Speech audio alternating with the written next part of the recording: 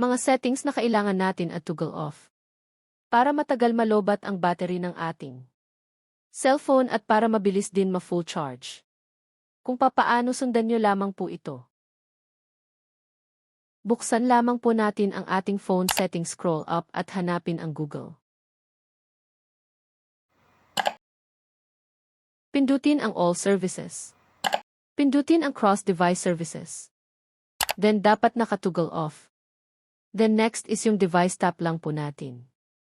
And then dapat naka-toggle off din po itong Scan Nearby Devices. And then next natin is Location Accuracy, scroll up lang po and tap lang po natin kung naka-toggle off.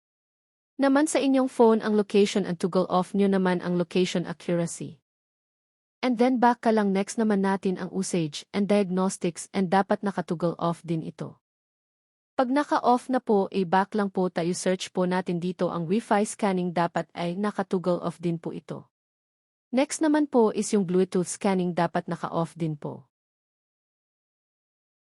At para mabilis ma-full charge ang cellphone during charging, pababain nyo lang ang brightness ng phone at toggle on ang airplane mode. Sa ganitong paraan, matagal malobat ang phone at mabilis sa full charge ang batter.